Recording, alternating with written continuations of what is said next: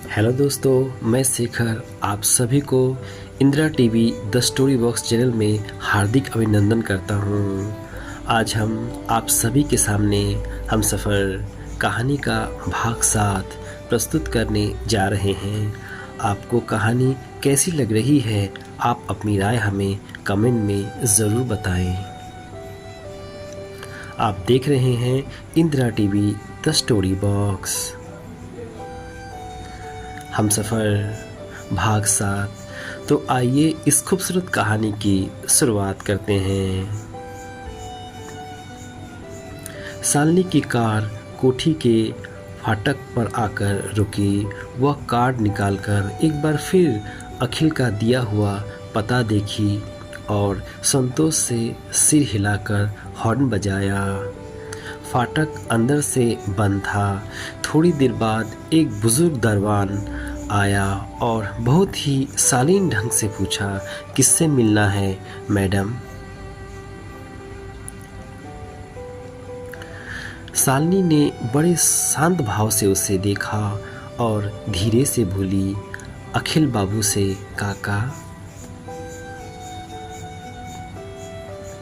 क्या आपने मुझे काका कहा? यह बात सुनकर मुझे बहुत खुशी हुई बेटा। भगवान आपको खुश रखे। आप यहीं ठहरो, मैं अभी आता हूँ। दरवान ने ये बात खूबसूरती के साथ कहा।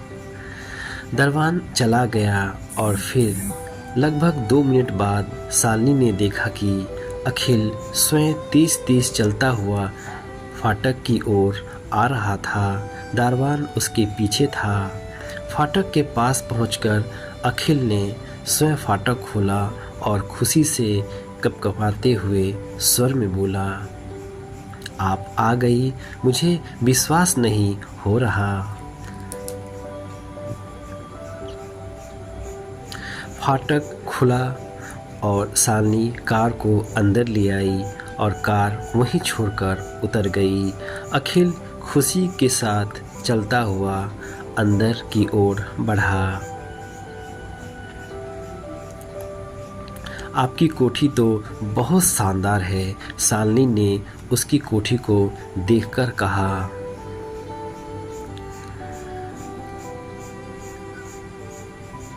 पसंद आई आपको? स्वर अखिल के थे। आप देख रहे हैं Indira TV the story box. Shalini प्रशंसा करते हुए कहने लगी, वाह कितनी खूबसूरत कोठी है, जैसे कोई राजमहल हो।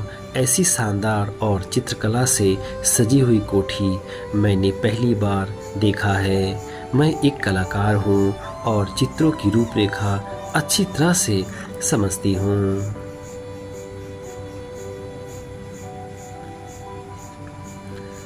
धन्यवाद शालिनी जी। आइए भीतर चलते हैं। दाहिनी ओर ही ड्राइंग रूम है। आज मैं आपको अपने बारे में विस्तार से बताऊंगा, क्योंकि मैंने जीवन में पहली बार किसी को अपना समझा है। मिस शालिनी, मेरा मन चाहता है कि मैं आपसे कुछ न छिपाऊं। स्वर अखिल के थे। इसी बीच में शालिनी ध्यानपूर्वक अखिल की ओर देखती रही थी।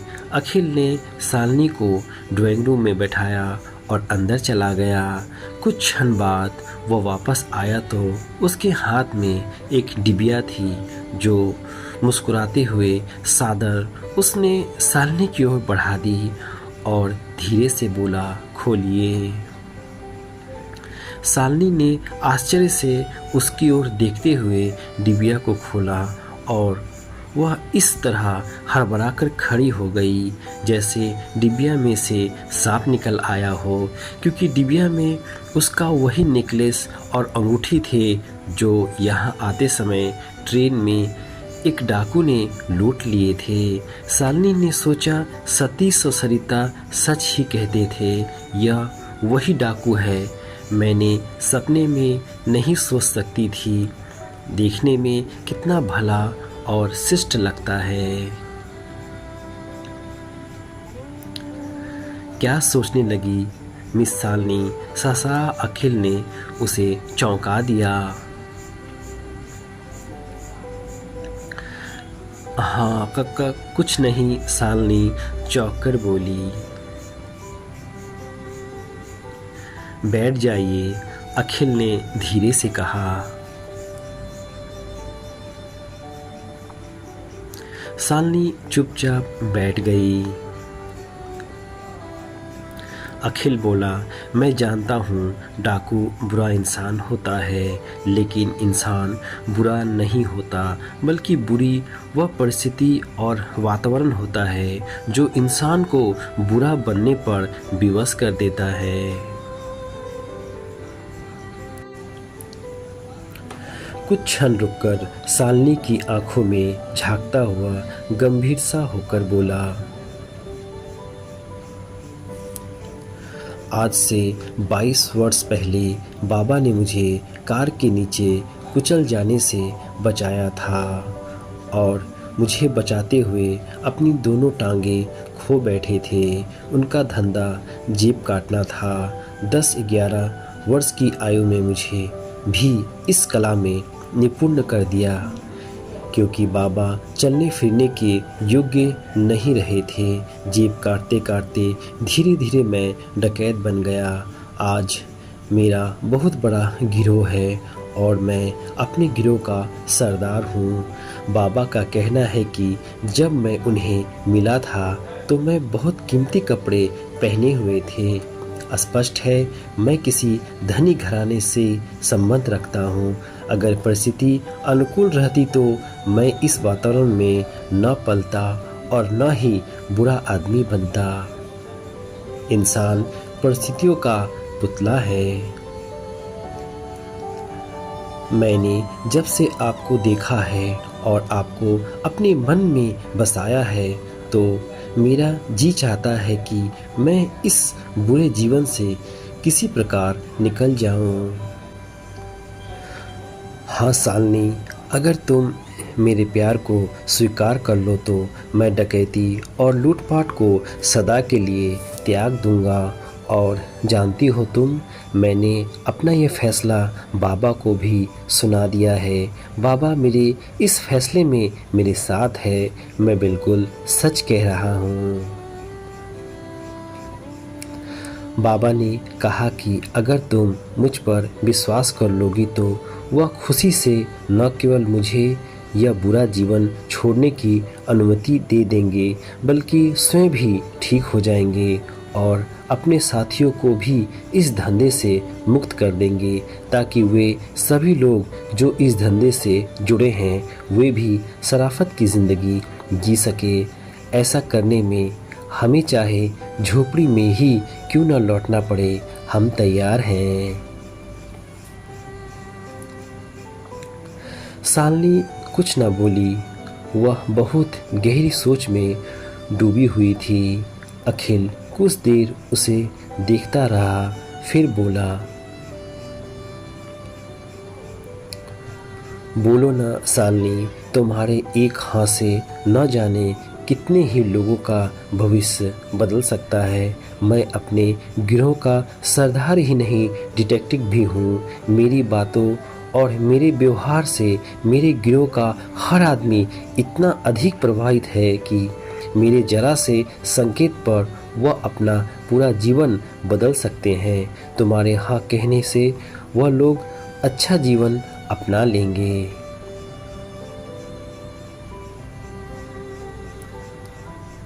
मैं एक डाकू हूँ। मैं और मेरे साथी किसी भी समय पुलिस की गोली का शिकार होकर प्राणों से हाथ धो सकते हैं और तुम्हारे फैसले से इंसानियत को एक बार फिर जीने की वजह मिल सकती है, इंसानियत बच सकती है।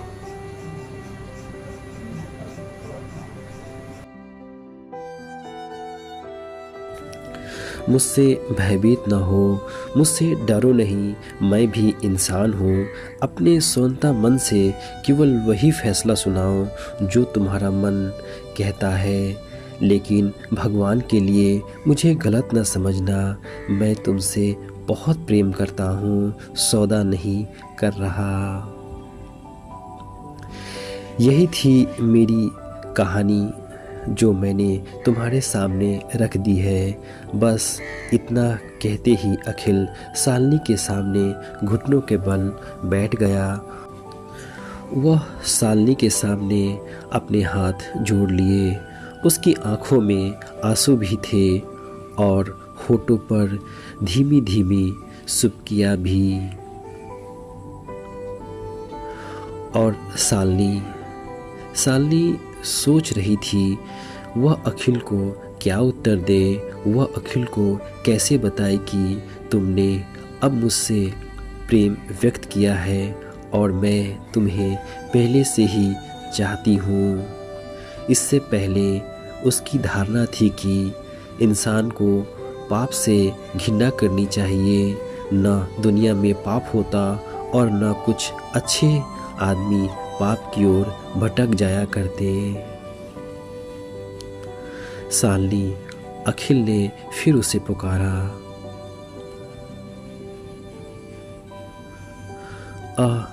शालिनी चौंक पड़ी। वह अखिल की ओर टकटकी बंधे देख रही थी। बड़े ध्यान से वह सोच रही थी, यह वही अखिल तो है जिसको पहली बार ही देखकर उसे कुछ अनोखा सा अनुभव हुआ था, एक प्रिय सी अनुभूति।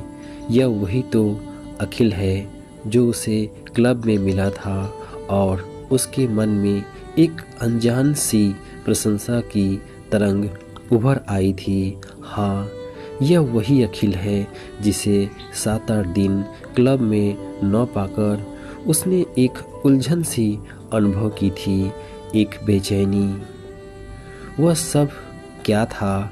अखिल के बारे में सतीश और सरिता ने उसे पहले चेतावनी दी थी। उसके जूते देकर स्वयं भी उसे संदेह सा हुआ था, किंतु इन बातों ने उसके प्रति मन में उठे प्यार के भाव को दबाया नहीं। क्या इस सबसे यह नहीं झलकता कि उसे भी अखिल से प्रेम हो गया है? हाँ, मुझे अखिल से प्रेम है, उसने सोचा। लेकिन अखिल तो डाकू है, उसके अंदर में किसी आवाज़ ने कहा। तुरंत ही उसके मन में उत्तर दिया, अखिल डाकू है? नहीं, वह डाकू था। इस समय वह साधारण इंसान है जिसके मन में अच्छा नागरिक बनने की प्रबल भावना जाग उठी है। अगर वह निर्बल नारी के केवल हाँ कहने पर ही अपने गिरोह के सभी सदस्य को अच्छे चरित्र की राह दिखा कर उठ सकता है, तो इससे बड़ा भला काम और क्या हो सकता है। और फिर यह भी सच है, वह केवल अखिल का मन नहीं बहला रही, बल्कि उससे सचमुच प्रेम करती है। बोलो न शालिनी। अखिल अभी भी शालिनी के पैरों के पास ही बैठा था। भगवान के लिए कुछ बोलो, भले मुझे ठुकरा दो, किंतु कुछ बोलो तो सही। हाँ, शालिनी ने अखिल की ओर देखा। मुझे तुमसे प्रेम है। शालिनी को अखिल से प्रेम है, ये सत्य है। ऐसा सत्य जैसे सूरज का उदय होना। शालिनी, अखिल की जबान से खुशी से इतना ही निकला, कहीं मेरे कान को धोखा तो नहीं खा रहे हैं शालिनी? नहीं। शालिनी ने अखिल का चेहरा अपने दोनों हाथ में थामकर कहा, मैं किसी भी चीज़ की सौगंध खा सकती हूँ कि मुझे तुमसे प्रेम है, और अब से नहीं, उस समय से जब मैंने पहली बार तुम्हें देखा था। इसे प्रेम नहीं कहेंगे तो और क्या कहेंगे? तुम्हें पहली नज़र देखकर ही मेरे मन में कुछ अजीब सा अनुभव किया था। तुम्हें दूसरी बार देखकर मुझे आत्मिक प्रसन्नता मिली थी। तुम 8 दिन गायब रहे तो कोई समय ऐसा न था जब तुम याद न आए हो। खाने के बीच तुम्हारा ध्यान आया तो खाना छोड़ देना पड़ा। पढ़ते समय तुम याद आए तो पढ़ा नहीं गया। बस एक व्याकुलता, एक अतृप्ति सी रही। कल तुम अचानक मिले तो ऐसा लगा जैसे मैंने बहुत मूल्यवान वस्तु खोने के बाद फिर पाली हो। यह सब प्रेम ही तो है। शालिनी, अखिल की जबान से कांपते हुए होठों से निकला यह खुशी का कंपन था। अब मैं स्वयं को धोखा नहीं दे सकती अखिल। इतना समय मैंने स्वयं को ही छलने का प्रयत्न किया। मैंने अपने वसूलों की आड़ लेनी चाहिए, लेकिन नहीं, अब कोई आड़ नहीं रही। तुम्हारा प्रेम सब कुछ बहाकर ले गया। मुझे तुमसे प्रेम है, मुझे तुमसे प्रेम है, स्वर शालिनी के थे। शालिनी, मैं कितना भाग्यशाली हूँ। अखिल ने मुस्कुराने का प्रयत्न किया।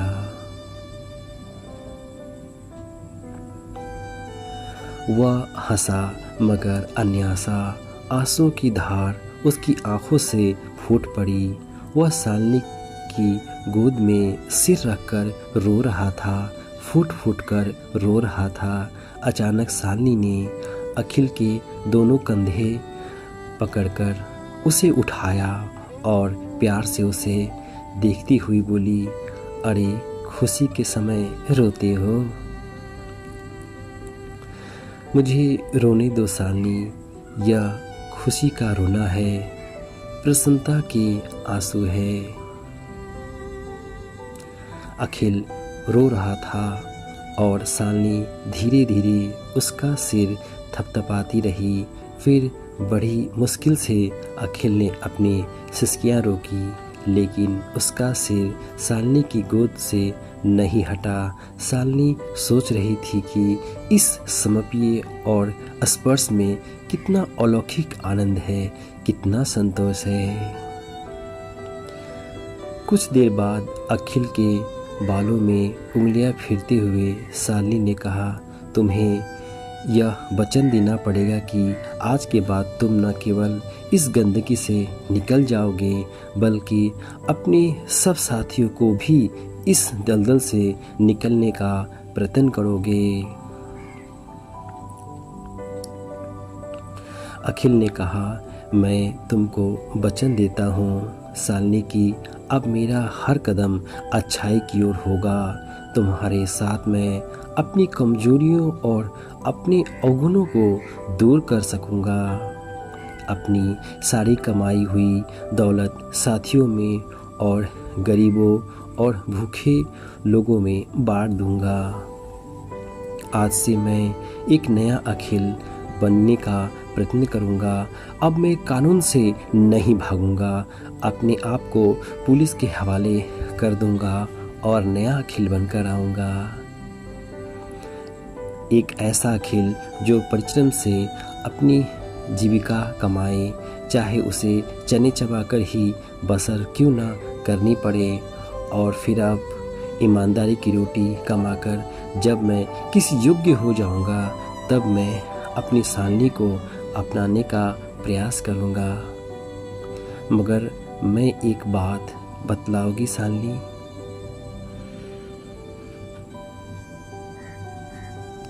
पूछो। शालिनी धीरे से मुस्कुराई। कहीं तुम यह सब केवल इसलिए तो नहीं कह रही हो कि मुझे सही रास्ते पर लाना चाहती हो?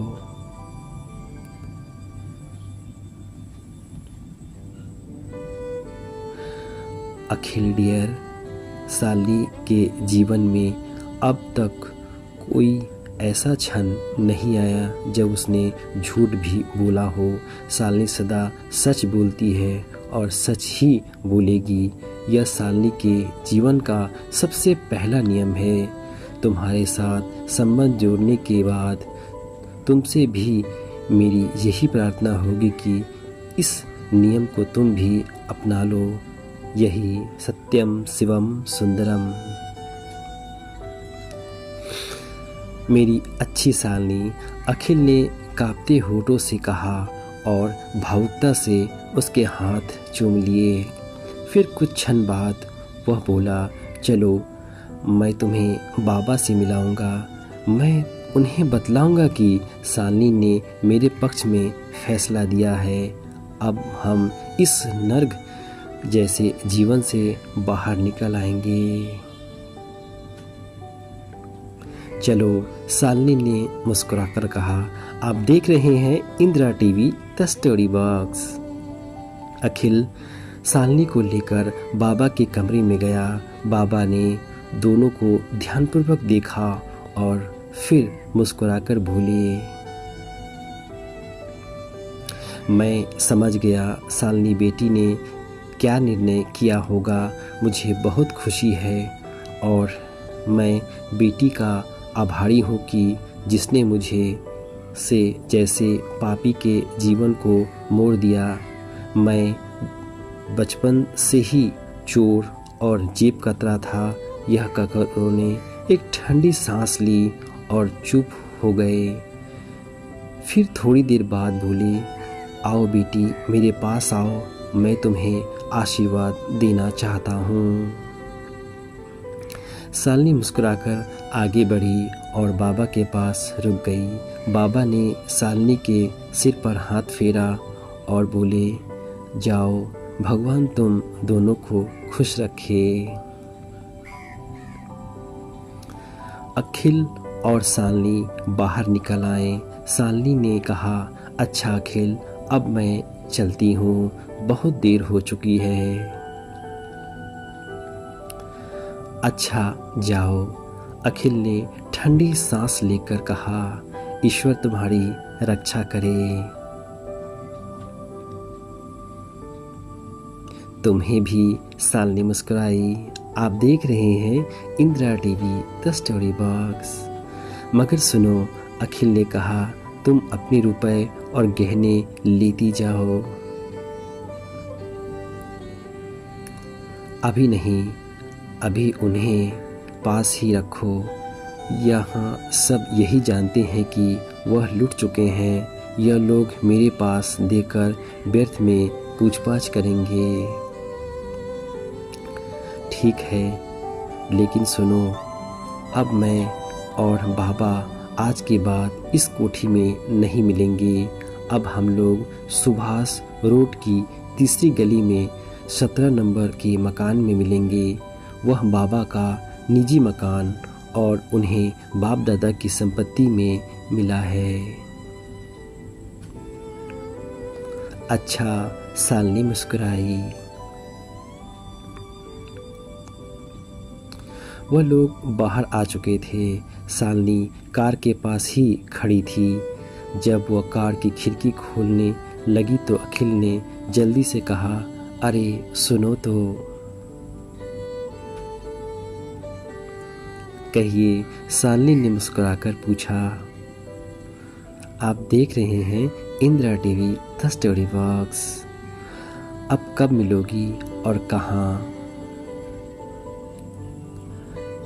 जब और जहाँ तुम कहो, स्वर सालनी के थे। आज के बाद मैं तुम्हें क्लब में नहीं मिलूँगा। मैं बाबा वाले मकान में रहूँगा और फिर या फ्लोरी हिल्स वाले बाग में। क्यों बाग में है? क्यों? स्वर सालनी के थे। वहाँ मैं केवल उस समय बैठता हूँ जब कोई काम ना हो और कुछ विचार करना हो। अब मुझे अपने भविष्य के बारे में बहुत कुछ सोचना है।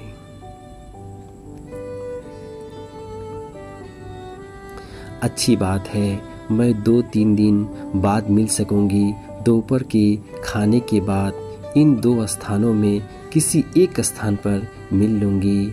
स्वर सालनी के थे। बहुत अच्छा, अखिल मुस्कुराया। सालनी बैठने लगी तो अखिल फिर से बोला, अरे सुनो तो।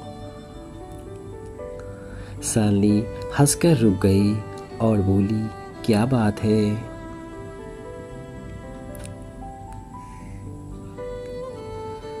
जाने क्यों मन नहीं चाहता कि तुम जाओ।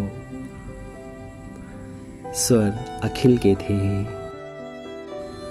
घबराओ नहीं, शालिनी हंसकर बोली, शीघ्र ही वह समय आएगा जब कभी तुमसे अलग नहीं होंगी। भगवान करे वह समय शीघ्र ही आए। अखिल ठंडी सांस लेकर बोला। आप देख रहे हैं Indira TV the story box. वह भी शालिनी के साथ साथ बाहर आया। अब शालिनी कार में बैठ गई। अखिल अपनी जगह पर खड़ा रहा और कार को जाते हुए देखता ही रह गया था। कार अब सड़क पर दौड़ती चली जा रही थी। जब वह कोठी पर पहुंची तो शाम के 5 बज रहे थे। उसने कार कोठी की दाहिनी ओर रोकी और अपने कमरे में पहुंची। थोड़ी देर बाद सतीश उसके कमरे में आ गया। शालिनी ने एक लंबी सांस ली और उसे बैठने का संकेत करते हुए बोली, आज इतनी जल्दी कैसे आ गए आप? आज कोई विशेष काम नहीं था, सतीश ने हंसकर कहा। सोचा घर ही चला जाऊं। सच तो यह है कि जब से तुम आई हो मेरा मन काम में बहुत कम लगता है।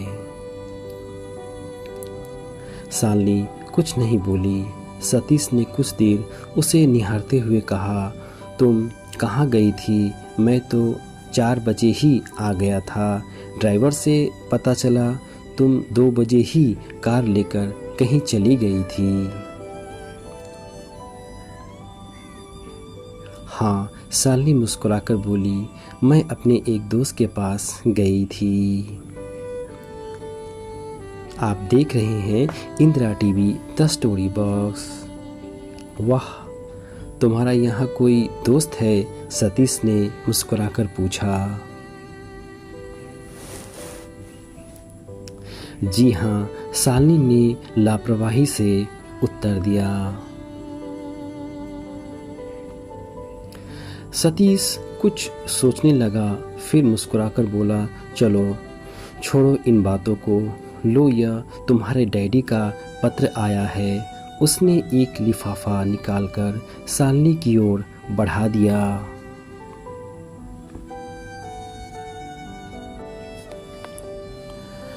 शालिनी ने लिफाफा ले लिया और प्रश्नसूचक दृष्टि से सतीश की ओर देखा, क्योंकि लिफाफे पर उसका नाम लिखा होने पर भी लिफाफा खुला था।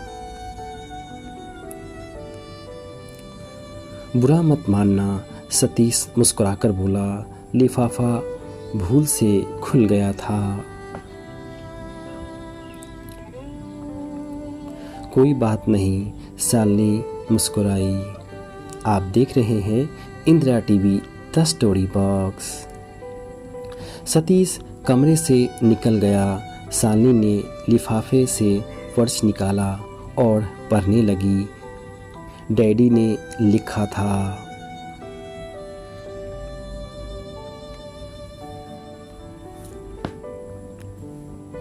बेटी शालिनी खुश रहो। जब से गई हो तुम्हारा कोई पत्र नहीं मिला। जानता हूँ बहुत दिन बाद घर से निकली हो, घूमने फिरने में व्यस्त होगी। खैर कोई बात नहीं, खुश रहो। यह पत्र लिखने से मेरा एक विशेष उद्देश्य है। एक बहुत महत्वपूर्ण विषय पर मैं तुम्हारे विचार जानना चाहता हूँ। बेटी, तुम जानती हो कि लड़की चाहे अमीर की हो चाहे गरीब की, माता पिता का घर तो उसे छोड़ना ही पड़ता है, क्योंकि पुत्री पराया धन होती है। बहुत सोच विचार के बाद मैंने तुम्हारे लिए सतीश को जीवन साथी के रूप में चुना था और इसी उद्देश्य से मैंने तुम्हें उनके यहाँ भेजा भी था कि तुम दोनों एक दूसरे को निकट से देख लो और समझ लो। इधर आज सेठ गोपाल दास से भी इसकी चर्चा चली। उन्हें शायद मिसेस गोपाल दास ने पत्र लिखा है। मुझे इस बात की प्रशंसा हुई कि मुझे किसी से कुछ नहीं कहलाना पड़ा, लेकिन लड़की की शादी का यह अभिप्राय नहीं होता कि माता पिता बिना उसकी इच्छा जाने स्वयं अपनी इच्छा से जिस अंधे कुएं में चाहे धकेल दे। तुम भी अपने स्वतंत्र मन से सब कुछ देखभाल कर फैसला करो। जीवन निर्वाह तुम्हें करना है। मैं यह नहीं चाहता कि तुम मेरे फैसले के सामने बिना सोचे समझे सिर झुका दो। तुम उन लोगों के व्यक्तित्व को देखो, उसके दृष्टिकोण और जीवन व्यवहार को देखो और फिर अनुमान लगाओ कि तुम उस घर में पनप सकती हो या नहीं। इस विषय में मेरी ओर से तुम पर तनिक भी दबाव नहीं। मैं जानता हूँ तुम समझदार हो, अपने लाभ हानि को स्वयं देखकर फैसला कर सकती हो। अपनी राय स्पष्ट और खुले शब्द में अपने डैडी को लिख भेजो, कोई जल्दी भी नहीं। अपने समय से मूल्यांकन करो। अगर तुम यही उचित समझोगी तो मैं सेठ गोपाल दास के साथ आकर किसी दिन तुम दोनों की सगाई की रस्म पूरी कर दूंगा। प्यार और आशीर्वाद के साथ तुम्हारे डैडी। पत्र समाप्त करके शालिनी ने एक ठंडी सांस ली। उसने जो कुछ सोचा था वैसा ही हुआ। डैडी ने उसको इसी उद्देश्य से यहाँ भेजा था। उसे इस बात की प्रशंसा थी कि डैडी ने इस पर किसी प्रकार का प्रतिबंध नहीं लगाया। वह चाहे तो इनकार भी कर सकती है। रह गया प्रश्न सतीश को चाहने न चाहने का, सो यह अब निश्चित हो ही चुका था। सतीश को जीवन साथी के रूप में स्वीकार करने का कोई प्रश्न नहीं उठता। उसे अखिल से केवल प्रेम ही नहीं बल्कि वह उसको वचन भी दे चुकी है। उसे अखिल से मन से प्रेम था और उसके बिना वह किसी और को जीवन साथी कैसे बना सकती थी। उसे विश्वास था कि वह चाहे किसी भिखारी से भी शादी कर ले, उसके डैडी अपने दामाद को अस्वीकार नहीं करेंगे और न उसके प्रेम में कोई बाधा डालेंगे। वह शालिनी को बहुत प्यार करते हैं। शालिनी उनकी लाडली बेटी थी। शालिनी ने लिफाफा तकिए के नीचे रख दिया।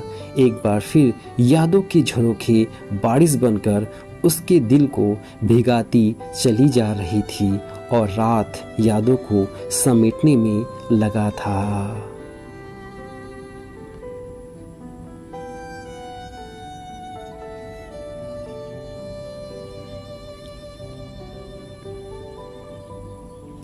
हम कहानी का 8 भाग जल्द से जल्द लेकर आप सबके सामने प्रस्तुत होंगे। तब तक अपने दोस्त शेखर को इजाज़त दीजिए। अपना ख्याल रखिए। धन्यवाद दोस्तों। फिर मिलते हैं इसी कहानी के अगली कड़ी में।